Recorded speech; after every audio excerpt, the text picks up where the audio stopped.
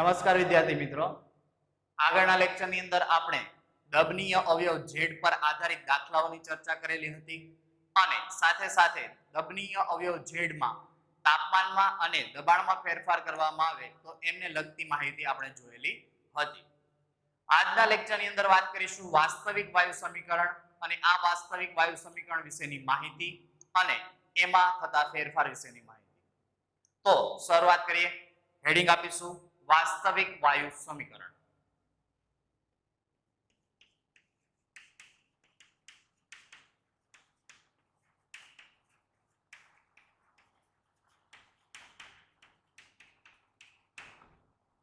તો વાસ્તવિક વાયુ સમીકરણની વાત કરીએ તો એ પહેલા તો આપણે વાસ્તવિક વાયુ વિશેની માહિતી હોવી જોઈએ. તો આગળ પણ આપણે જોઈ ગયા હતા કે જે સમીકરણ નીચા દબાણે અને ઊંચા તાપમાને આદર્શ વાયુ સમીકરણનું પાલન કરતો હોય, જે વાયુ નીચા દબાણે અને ઊંચા તાપમાને આદર્શ વાયુ સમીકરણનું પાલન કરતો હોય તો એવા વાયુને વાસ્તવિક વાયુ તરીકે આપણે ઓળખીએ છીએ.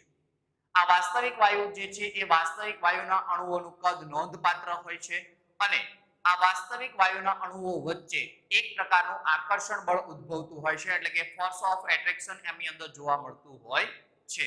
જ્યારે આદર્શ વાયુની અંદર આ ફોર્સ ઓફ એટ્રેક્શન જોવા મળતું હોતું નથી અને એમનું કદ ખૂબ જ નહીવત હોય છે. આવી માહિતી આપણે આગળ જોઈ ગયા હતા.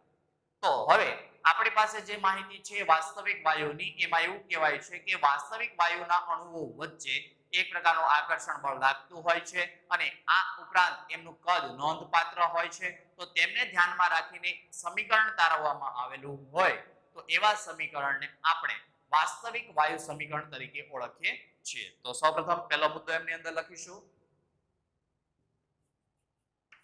વાયુના અણુઓ વચ્ચે આંતરિક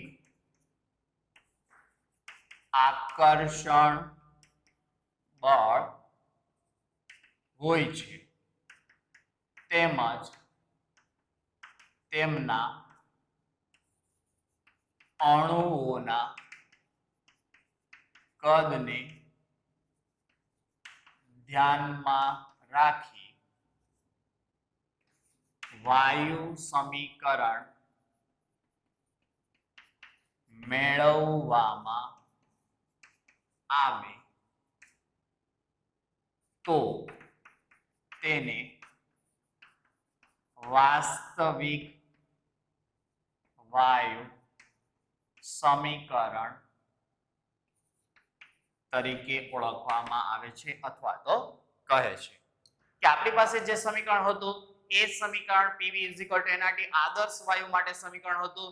હવે વાસ્તવિક વાયુ માટેનું સમીકરણ મેળવવાનું છે તો વાસ્તવિક વાયુના અણુઓ વચ્ચે એક પ્રકારનું આકર્ષણ બળ હોય, આ ઉપરાંત એમના અણુઓ ચોક્કસ કદ ધરાવતા હોય. તો આ બંને માહિતીને ધ્યાનમાં રાખીને એક સમીકરણની તારવણી કરવામાં આવે અને આ તારવણીને આધારે જે સમીકરણ મળે છે એમને આપણે વાસ્તવિક વાયુ સમીકરણ તરીકે ઓળખતા હોઈએ છીએ. હવે આ જે વાસ્તવિક વાયુ સમીકરણ છે એ વાસ્તવિક વાયુ સમીકરણ વિશેની માહિતી ઘણા બધા વૈજ્ઞાનિકોએ આપેલી હતી, પણ આ ઘણા બધા વૈજ્ઞાનિકો પૈકી સૌપ્રથમ જો કોઈ માહિતી આપનાર વૈજ્ઞાનિક હોય તો એ હતો વાન્ડરવાલ્સ. અને આ વાન્ડરવાલ્સ નામના વૈજ્ઞાનિકે આ વાસ્તવિક વાયુ સમીકરણ વિશેની માહિતી આપેલી હોવાના કારણે આ વાયુ સમીકરણ જે છે એમને વાન્ડરવાલ્સ વાયુ સમીકરણ તરીકે ઓળખવામાં આવે છે. તો સૌપ્રથમ માહિતી આપનાર વૈજ્ઞાનિક કોણ હતો? તો આ વાસ્તવિક વાયુ વિશેની સૌપ્રથમ માહિતી આપનાર વૈજ્ઞાનિક હતો વાન્ડરવાલ્સ અને એમના આધારે જે સમીકરણ મળ્યું એમને વાન્ડરવાલ્સ વાયુ સમીકરણ તરીકે ઓળખવામાં આવતું હતું. તો હવે વાત કરીશું વાન્ડરવાલ્સ વાયુ સમીકરણ. તો નવું હેડિંગ એમાં આપીશું આપણે વાન્ડરવાલ્સ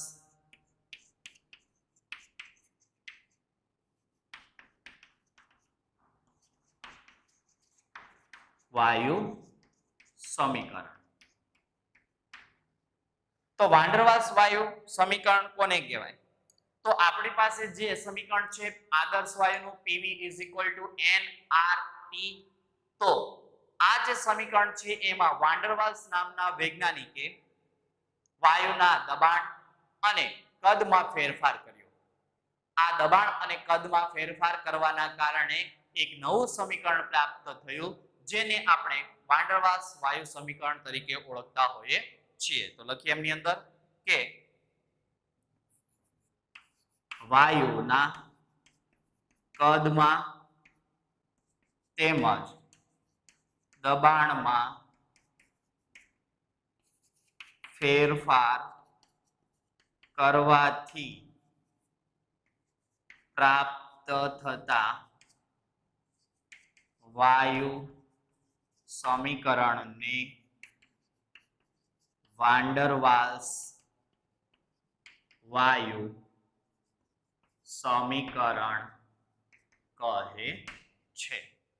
કે આપણી પાસે જે PV = nRT સમીકરણ હતું આ સમીકરણની અંદર દબાણ અને કદમાં ફેરફાર કર્યો. આ દબાણ અને કદમાં ફેરફાર કરવાના કારણે જે સમીકરણ આપણને પ્રાપ્ત થાય છે એમને આપણે વાન્ડરવાલ્સ વાયુ સમીકરણ તરીકે ઓળખીએ છીએ કારણ કે સૌપ્રથમ આ માહિતી વાન્ડરવાલ્સ નામના વૈજ્ઞાનિકે આપેલી હતી. તો હવે એમની અંદર પહેલો મુદ્દો જોઈશું આપણે કદમાં ફેરફાર. કદમાં ફેરફાર શું થાય કે જેના કારણે આપણને વાન્ડરવાલ્સ વાયુ સમીકરણ મળી શકે. તો આપણી પાસે બે ગેસ હતા, એક વાસ્તવિક વાયુ હતો અને એક આદર્શ વાયુ હતો. અહીં હું બે પાત્ર લઉં છું. આ બે પાત્રમાં હું આમની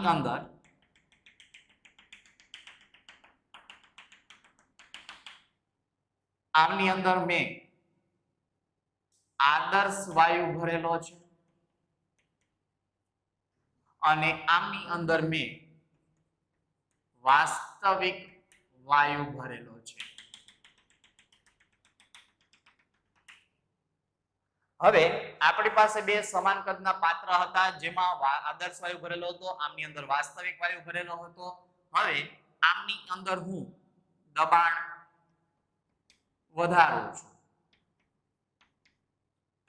બંનેમાં દબાણમાં વધારો કરીએ તો દબાણમાં વધારો કરીશું તો એ સમય દરમિયાન સંકોચન, હવે આમની અંદર વાયુના અણુઓનું હું સંકોચન કરું તો દબાણમાં વધારો કરો તો જ સંકોચન થશે. તો સંકોચન થાય એ સમય દરમિયાન આપણી પાસે જે પાત્ર હતા એ પાત્ર તો કદ એમના એમ જ છે, પણ વાયુના અણુઓનું જ્યારે સંકોચન થાય તો એ સમય દરમિયાન આદર્શ વાયુના અણુઓનું કદ ખૂબ જ નહીવત હોવાના કારણે આ ખૂબ જ સૂક્ષ્મ ભાગમાં એ એકત્રિત થઈ જશે. જ્યારે વાસ્તવિક વાયુના અણુઓ છે એમનું કદનું જ્યારે સંકોચન કરવામાં આવે તો એ કંઈક આ પ્રકારે આપણને પ્રાપ્ત થતું હોય છે. તો આમની અંદર કહી શકાય કે આપણી પાસે જે કદ હતું એ V પાત્રનું હતું = આ વાયુના અણુઓનું જ્યારે સંકોચન થયું તો એ વાયુના અણુઓ દ્વારા રોકાયેલું કદ તો V ગેસ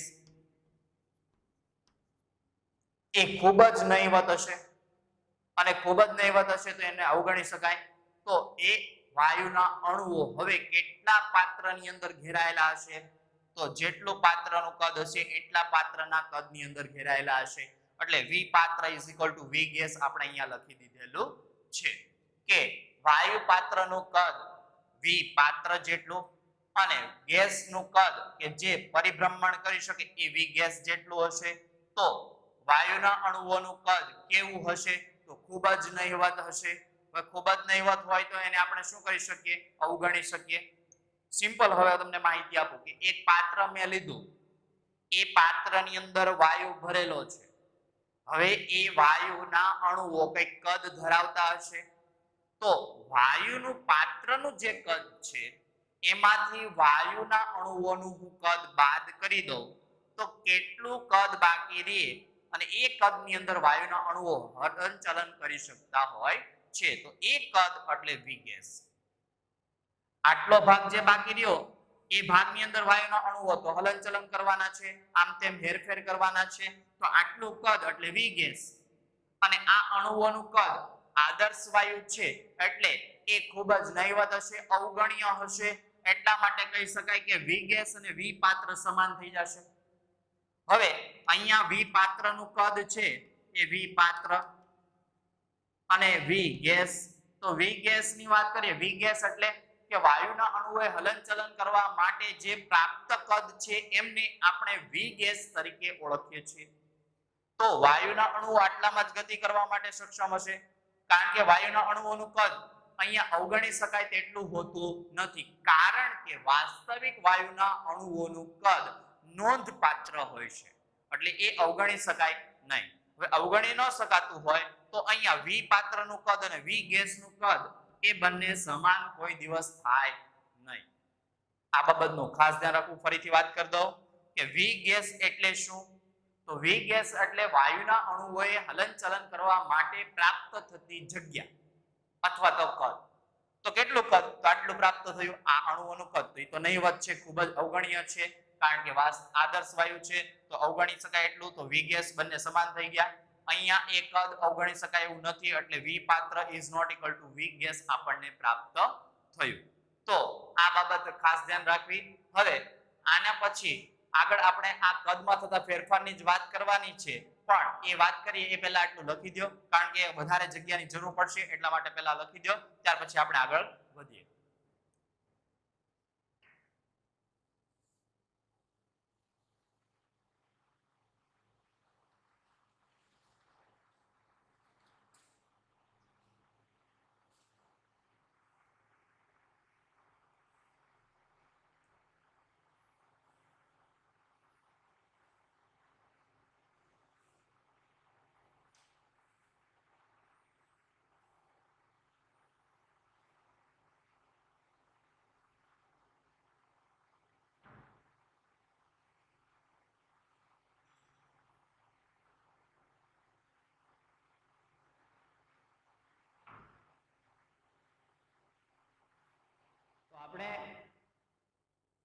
આપણે વાત કરી રહ્યા છીએ વાસ્તવિક વાયુ સમીકરણની.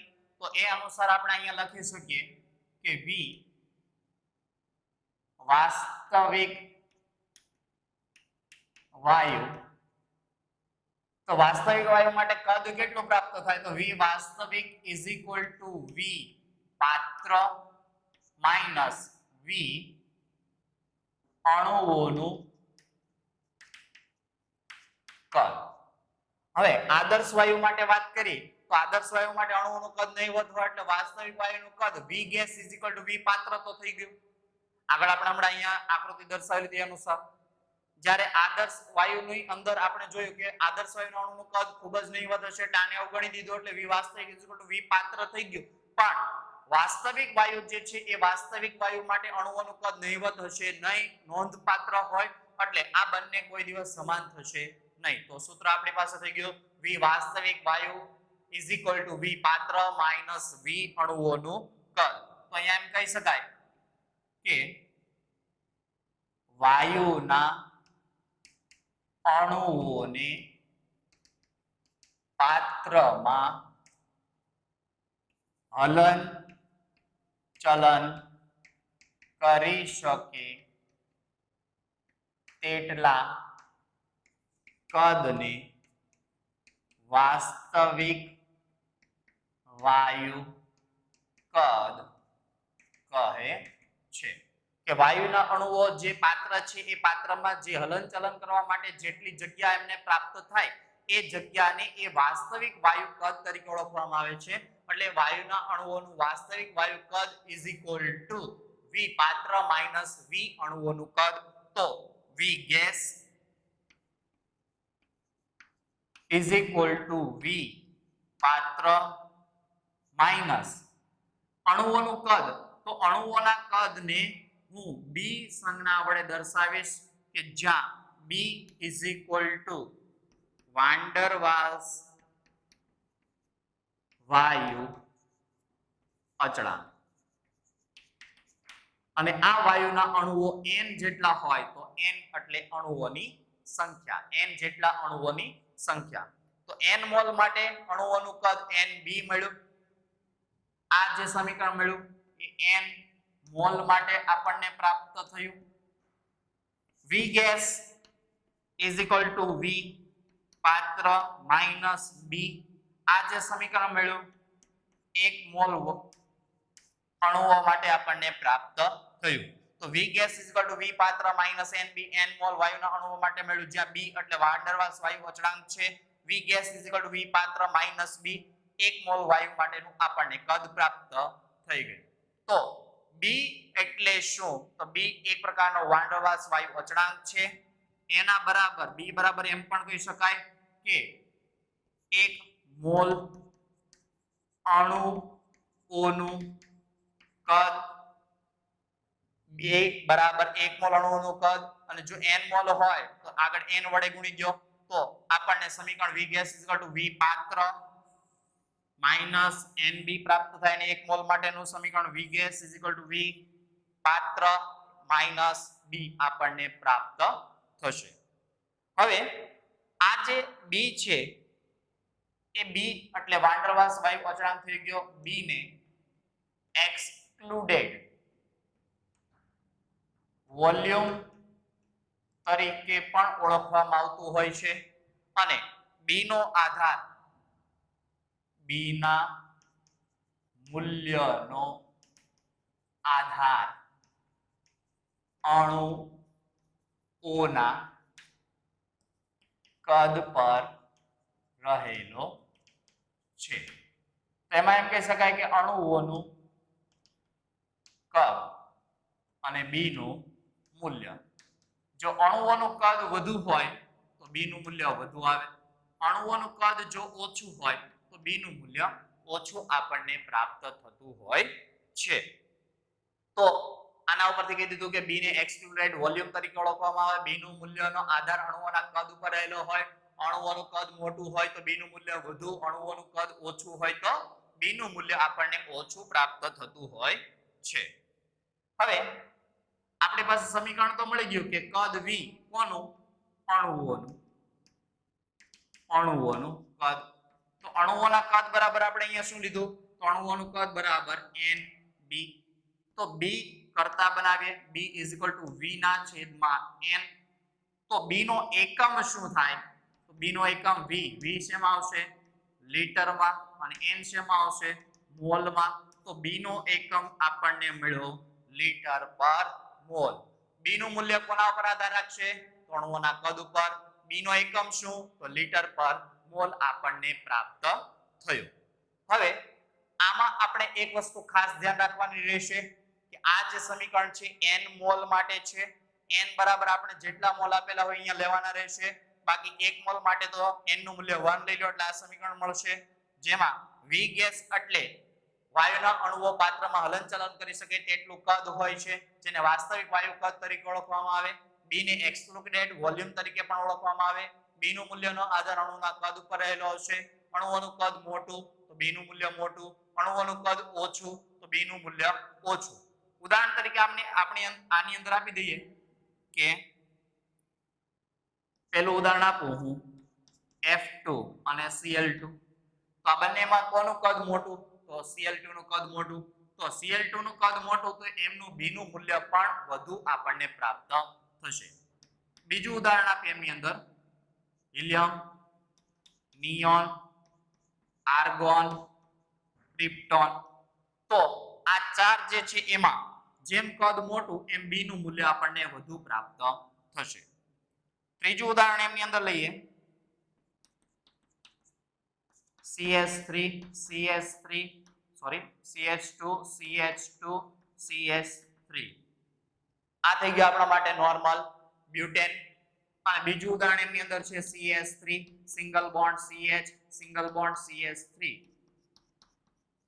તો આ બે ઉદાહરણ છે એમની અંદર આ બંનેમાં કોનું કદ મોટું? તો ઉપરનું જે નોર્મલ બ્યુટેન છે એમનું કદ મોટું હશે, જ્યારે આઇસોબ્યુટેન નું કદ ઓછું હશે. તો આનું કારણ શું? તો એક વસ્તુ ખાસ ધ્યાન રાખજો, શાખા વધે તેમ કદ ઘટે. શાખા વધે તેમ કદ ઘટે. આ બાબતનું ખાસ ધ્યાન રાખવું નોંધમાં કે શાખા વધશે કદ ઘટે તો b નું મૂલ્યમાં પણ ઘટાડો થશે. તો આ બાબતનું ખાસ ધ્યાન રાખવું.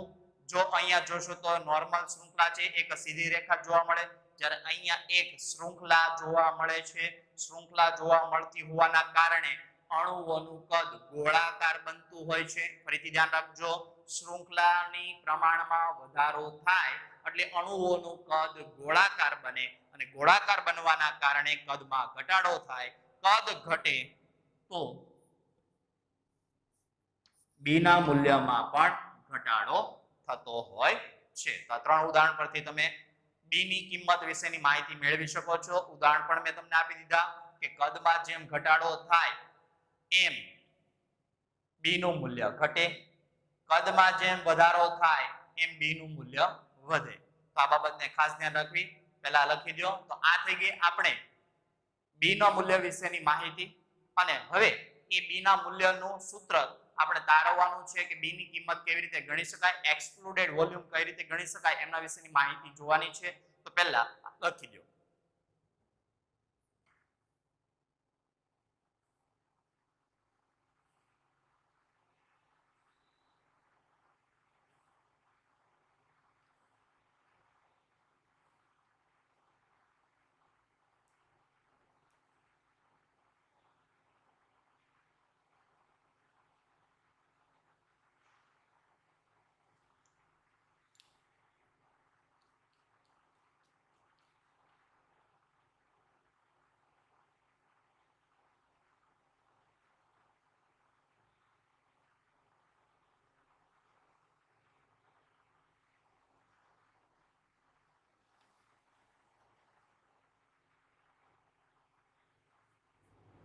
ત્યાર પછી વાત કરીશું b ની કિંમત વિશેની.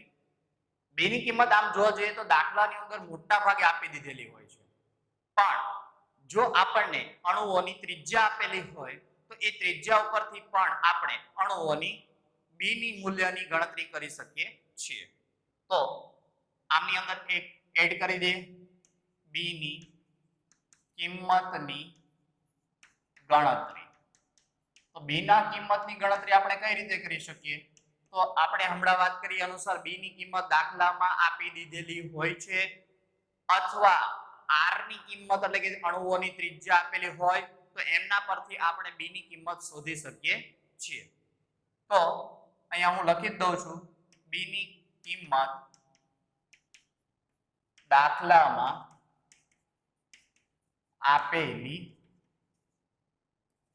હોય છે તેમ છતાં અણુની ત્રિજ્યા પરથી તેમની ગણતરી કરી શકાય છે. કે ધારો કે આપણી પાસે એક અણુ છે અને એક અહીંયા બીજો અણુ છે. આની ત્રિજ્યા r જેટલી હશે અને આની ત્રિજ્યા પણ r જેટલી હશે. એટલે હું એમ વિચારી શકું કે આટલો ભાગનો એક આપણી પાસે ગોળો હશે, તો આ ત્રિજ્યા મને કેટલી પ્રાપ્ત થાય? તો આ ત્રિજ્યા મને 2r જેટલી પ્રાપ્ત થાય. તો હવે અણુઓનું કદ, તો આપણે અહીંયા વાત કરીશું બે ગોળાઓ દ્વારા રોકાયેલ કદ. કારણ કે અણુઓ વચ્ચે એક પ્રકારનું આકર્ષણ બળ ઉદ્ભવતું હોય ને અણુઓ એકબીજા સાથે જકડાઈને રહેલા હોય, તો આ બે ગોળાઓને ધ્યાનમાં રાખીને એમના કદ વિશેની વાત કરીએ તો આ બે ગોળાઓ જે છે એ ગોળાની ત્રિજ્યા અહીંયા r જેટલી, આ ગોળાની ત્રિજ્યા પણ r જેટલી. હવે આ બંનેની ત્રિજ્યા જોવા જઈએ તો 2r જેટલી થાય. તો એટલા કદ ધરાવતું મેં અહીંયા એક ડોટ લાઈન વડે દર્શાવેલો એક ગોળો છે, તો એમનું કદ મારે શોધવું હોય તો કદ ઇઝ ઇક્વલ ટુ કેટલું થશે? તો એ આપણને 4/3 પાઈ 2r નો ક્યુબ આટલું પ્રાપ્ત થતું હોય છે. 4/3 પાઈ r ક્યુબ ગોળાનો કદનું સૂત્ર છે. તો એમાં 4/3 પાઈ r, r બરાબર તો આપણી ત્રિજ્યા કેટલી હશે? તો આ આખા ગોળાને ધ્યાનમાં રાખવાનું છે, કારણ કે હવે બે ગોળાને ધ્યાનમાં રાખીને આપણે કદની વાત કરીએ છીએ. તો અહીંયા ડોટેડ લાઈન વડે જે ગોળો દર્શાવેલો છે એનું કદ શોધવાનું રહેશે. તો એ કદ એમાં ત્રિજ્યા 2r જેટલી થઈ ગઈ. તો આ બે ગોળાઓને ધ્યાનમાં રાખીને રોકાયેલું કદ હતું. હવે એમાંથી હું વાત કરું, એક ગોળા દ્વારા રોકાયેલ કદ કેટલું હશે? તો આ જે કદ પ્રાપ્ત થયું એના ભાગ્યા અડધું કરી દઈએ. તો 1/2 * 4/3 પાઈ 2r નો ક્યુબ. તો આ આપણને પ્રાપ્ત થશે 2 નો ઘન, તો 8 8 ભાગ્યા 2 એટલે 4 * 4/3 પાઈ r ક્યુબ. તો એક ગોળા અથવા તો એક અણુ દ્વારા, એક ગોળા અથવા તો અણુ દ્વારા રોકાયેલું કદ આપણને 4 * 4/3 પાઈ r ક્યુબ આપણને પ્રાપ્ત થયું. તો મને n અણુઓનું કદ = 4 * 4/3 પાઈ r ક્યુબ * Na. n અણુ અથવા તો 1 મોલ અણુઓનું કદ કેટલું પ્રાપ્ત થાય? આ એક અણુ દ્વારા રોકાયેલું હતું. તો 1 મોલ અણુ દ્વારા, તો 1 મોલ ની અંદર અણુઓની સંખ્યા કેટલી હોય? તો 6.022 × 1023 એટલે એવોગેડ્રો અંક જેટલી હશે. તો 1 મોલ અણુઓનું કદ = 4 * 4/3 પાઈ r ક્યુબ * Na જેટલું પ્રાપ્ત થયું. તો આના ઉપર આપણે એમ લખીશું કે 1 મોલ અણુઓનું કદ = 4 * Na * V અણુ. તો V અણુનું કદ આપણને ખબર છે 4/3 પાઈ r ક્યુબ. એટલે અહીંયા હું નીચે પણ લખી દઉં સ્પેસિફાઈડ કરીને કે V અણુ = 4/3 પાઈ r ક્યુબ. તો આ રીતે આપણને 1 મોલ અણુઓ દ્વારા રોકાયેલું કદ પણ પ્રાપ્ત થશે. એક અણુ દ્વારા રોકાયેલું કદ કેટલું? તો 4 * 4/3 પાઈ r ક્યુબ. બે ગોળા દ્વારા રોકાયેલું અથવા તો બે અણુ દ્વારા રોકાયેલું કદ 4/3 પાઈ 2r નો ક્યુબ આપણને પ્રાપ્ત થશે. તો આ થઈ ગઈ આપણે b ની કિંમત વિશેની માહિતી. તો હવે આ તો b ની કિંમત મળી, તો એના ઉપરથી આપણે હમણાં v જે કદ હતું એ v વાસ્તવિક વાયુનું કદ = v પાત્ર માઈનસ n અણુઓ માટે લખું તો nb પ્રાપ્ત થશે. અને b ની કિંમત માટેનું મને સૂત્ર પ્રાપ્ત થઈ ગયું. b = 4 * Na 1 મોલ અથવા તો 1 મોલ અણુઓ માટે = 4/3 પાઈ r ક્યુબ. આ સૂત્ર મને b માટેનું પ્રાપ્ત થયું. તો b ની કિંમતની ગણતરી કઈ રીતે કરી શકીએ? કેટલા મોલ માટે માંગેલું છે એ અહીંયા તમે દર્શાવી શકો છો. 1 મોલ માટે માંગેલું હોય તો 6.022 × 1023. 2 મોલ માટે આપ્યું હોય તો એના ગુણ્યા 2 કરી દેવાનું રહેશે. તો આ થઈ ગઈ b ની કિંમતની ગણતરી વિશેની માહિતી. તો લખી દો.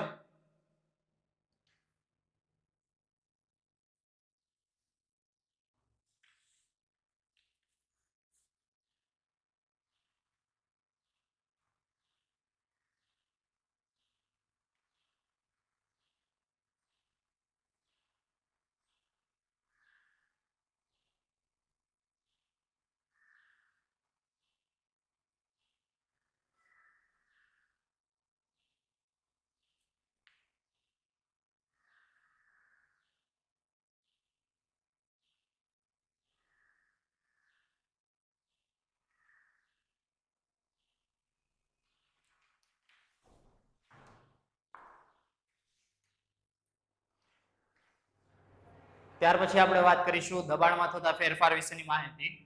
આગળ આપણે જોઈએ કદમાં થતા ફેરફાર વિશેની માહિતી. બીજો મુદ્દો આની અંદર વાત કરીશું દબાણમાં થતો ફેરફાર.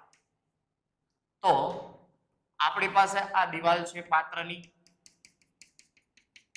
હવે આમની અંદર હું આદર્શ વાયુની વાત કરું તો આદર્શ વાયુના અણુઓ જે છે એ આદર્શ વાયુના અણુઓનું કદ નહીવત હશે અને આમની વચ્ચે નો ફોર્સ ઓફ એટ્રેક્શન હશે.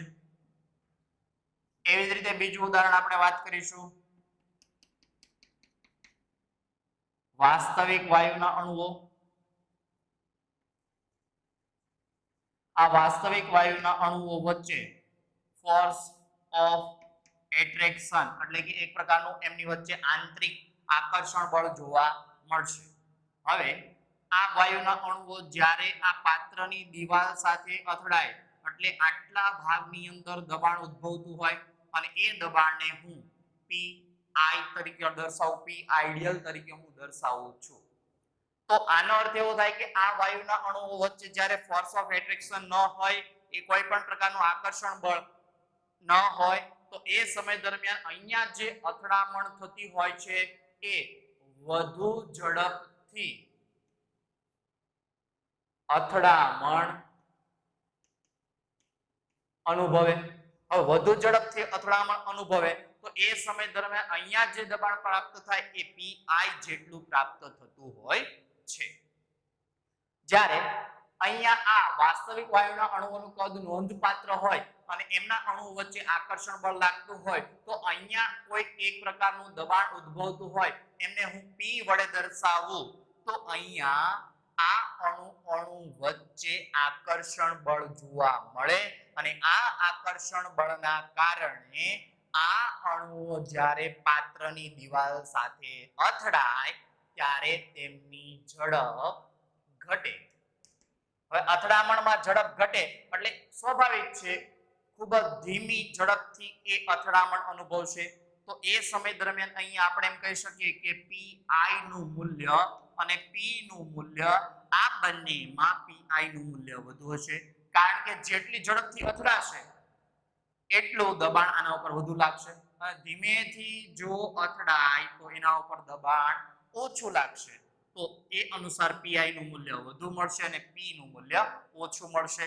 તો હવે આને બંનેને મારે સરખા કરવા હોય તો પીઆઈ અને અહીંયા પી, આ બંનેને મારે સરખા કરવા હોય તો અહીંયા દબાણ જે લાગવું જોઈએ એ દબાણમાં ઘટાડો કોણ કરે છે? તો આમની વચ્ચે ઉદ્ભવતું આકર્ષણ બળ, અને એ આકર્ષણ બળ એટલે એમની સંજ્ઞા બીટા થઈ ગઈ. આ બીટા નો અર્થ શું થાય? તો બીટા ઇઝ ઇક્વલ ટુ અણુઓ વચ્ચેનું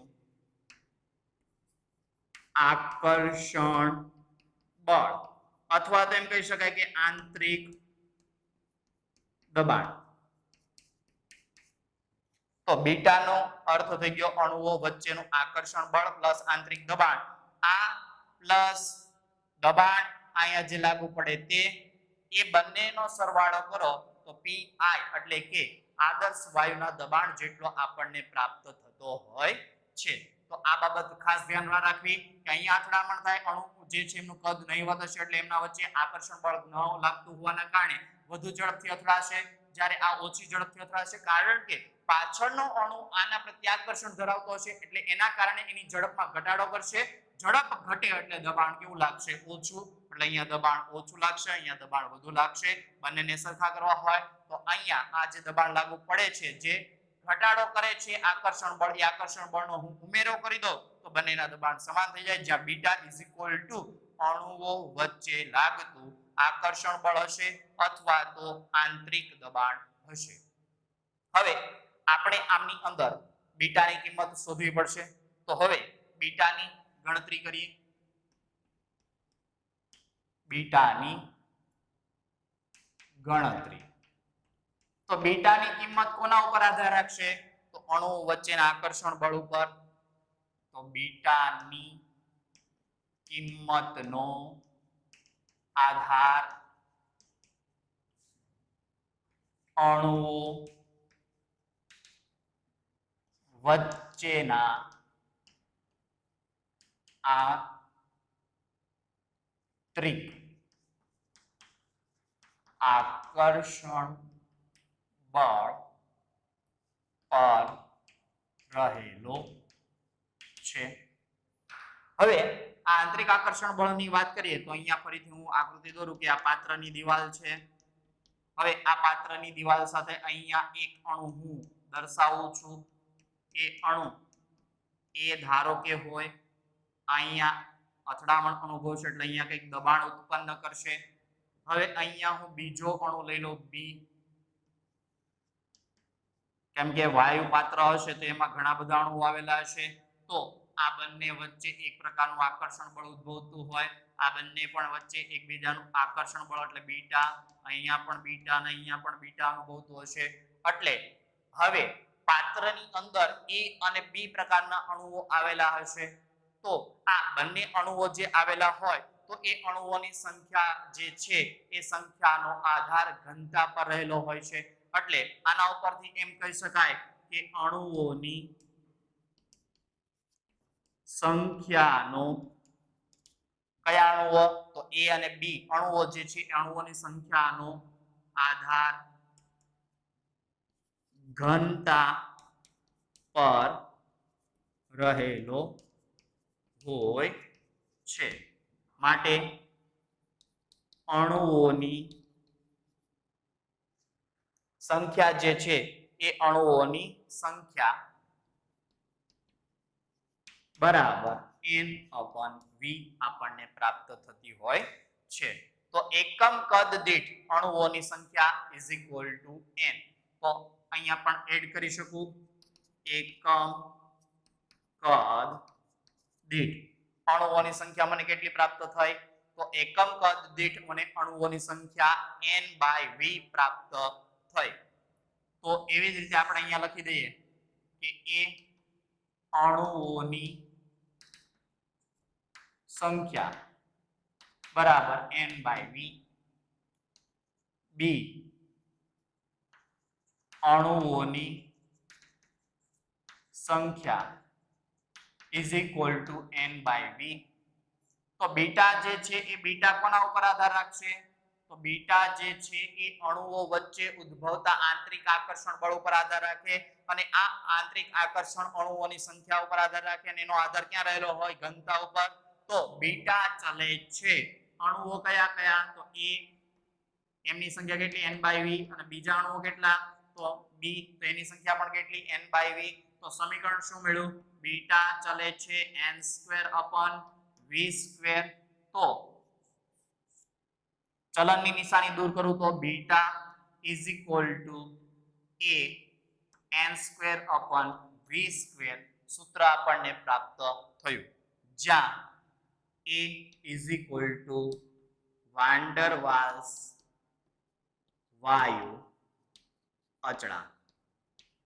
જેમ આગળ આપણે બી વાન ડર વાલ્સ વાયુ અચળાંક હતો એમ અહીંયા એ જે આપણને પ્રાપ્ત થાય એ આપણને વાન ડર વાલ્સ વાયુ અચળાંક પ્રાપ્ત થશે. તો બીટાની કિંમત આપણને મળી an²/v². આ જે કિંમત મળી એ n મોલ અણુઓ માટે મળી. 1 મોલ અણુ માટેની વાત કરવી હોય તો બીટાનું સૂત્ર મળશે બીટા a/v², 1 મોલ માટે. તો આ થઈ ગઈ આપણે અણુઓની સંખ્યા વિશેની માહિતી, બીટાની ગણતરી વિશેની માહિતી. બીટાની ગણતરી જે છે એ બીટા એકબીજા વચ્ચે ઉદ્ભવતું આકર્ષણ બળ પર રહેલો હોય અને એ આકર્ષણ બળનો આધાર ક્યાં રહેલો હોય તો એ અણુઓ કેટલી સંખ્યામાં રહેલા છે એના ઉપર આધાર રાખશે અને એ પાછા કોના ઉપર આધાર રાખશે? તો ઘનતા ઉપર. તો એકમ કદ દીઠ અણુઓની સંખ્યા આપણને શું મળી? n/v. એ અણુની સંખ્યા કેટલી મળી? n/v. બી અણુની સંખ્યા મળી n/v. તો બીટાનું મૂલ્ય કોના ઉપર આધાર રાખશે? એ અને બી અણુ ઉપર આધાર રાખશે. તો એ અને બી અણુઓની સંખ્યા જેમ વધુ તેમ આકર્ષણ બળ વધુ જોવા મળશે. તો બીટા ચલે છે n/v * n/v. તો બીટા ચલે છે n²/v². બીટા ચલનની નિશાની દૂર કરી તો અચળાંક દાખલ કર્યો એ જે વાન ડર વાલ્સ વાયુ અચળાંક તરીકે ઓળખાય. આ n મોલ માટે સમીકરણ મળ્યું. અહીંયા જે દર્શાવેલું છે 1 મોલ માટે, જ્યાં n બરાબર આપણે 1 લઈએ તો બીટા a/v² આપણને પ્રાપ્ત થશે. તો પહેલા આટલું લખી દો, ત્યાર પછી એના એકમ વિશેની ચર્ચા કરીશું.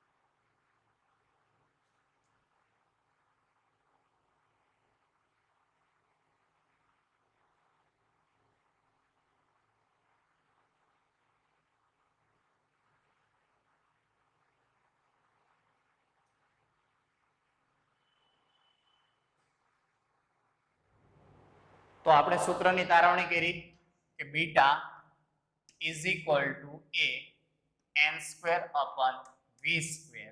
આ n મોલ માટેની વાત હતી. 1 મોલ માટે તો 1 મોલ માટે સમીકરણ મળશે beta is equal two a upon v square.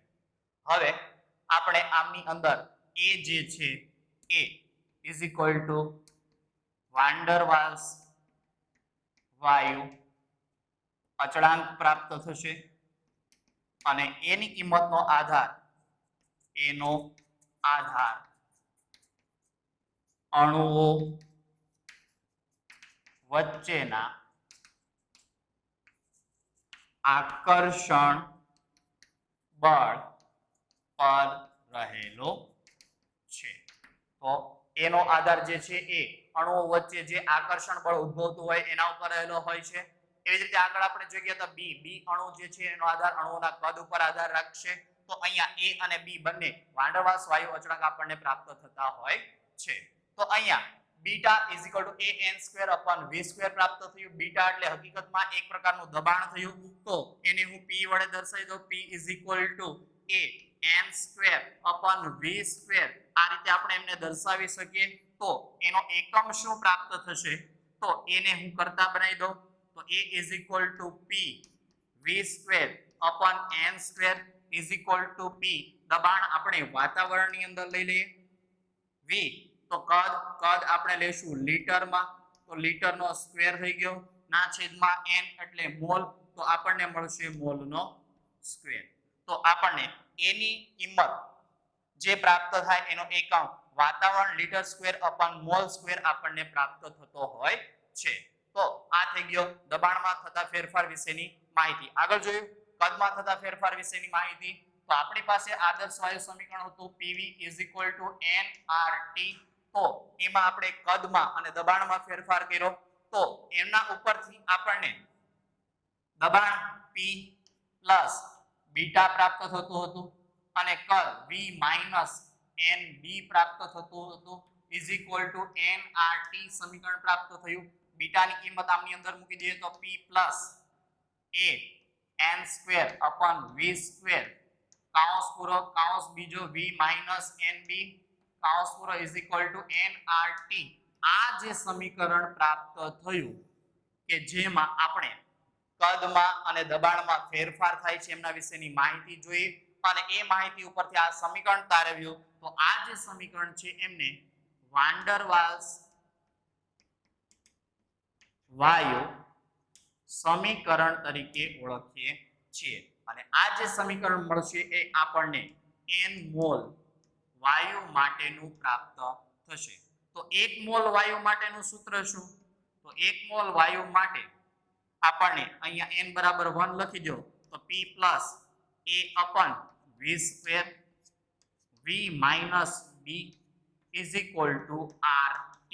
આ 1 મોલ વાયુ માટેનું સમીકરણ આપણને પ્રાપ્ત થયું. આ જે સમીકરણ પ્રાપ્ત થયું એ થઈ ગયું વાન ડર વાલ્સ વાયુ સમીકરણ. જ્યાં p એટલે દબાણ, a એટલે વાન ડર વાલ્સ વાયુ અચળાંક, a ની કિંમત a is equal two pv square upon n square. ત્યાર પછી n એટલે વાયુના મોલ, v એટલે વાયુનું કદ, અહીંયા પણ v એટલે વાયુનું કદ, n એટલે વાયુના મોલ, b એટલે વાન ડર વાલ્સ વાયુ અચળાંક જેની કિંમત આપણે આગળ જોઈ ગયા હતા. b ની કિંમત આપણને દાખલાની અંદર આપી દીધેલી હોય અથવા તો આપણે એમની કિંમત 4 * 4/3 πr³ એને લેવાની રહેશે. n વાયુના મોલ, r વાયુ અચળાંક, r ની કિંમત આપણે જુદી જુદી જોઈ ગયા છે, t તાપમાન રહેશે. તો આ થઈ ગયા વાન ડર વાલ્સ વાયુ સમીકરણ વિશેની માહિતી.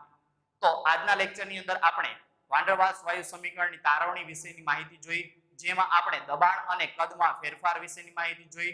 અને એ દબાણ અને ફેરફારમાં તો દબાણમાં વધારો થાય છે જ્યારે કદમાં ઘટાડો થાય છે. અને એમના ઉપરથી વાન ડર વાલ્સ નામના વૈજ્ઞાનિકે જે સમીકરણ તારવ્યું એમને આપણે વાન ડર વાલ્સ વાયુ સમીકરણ તરીકે ઓળખીએ છીએ. એમની તારવણી જોઈ અને એક n મોલ માટે વાયુ સમીકરણ જોયું અને 1 મોલ માટે વાયુ સમીકરણ. તો લખી દો અને આજનો લેક્ચર અહીંયા આપણે પૂરો કરીએ છીએ.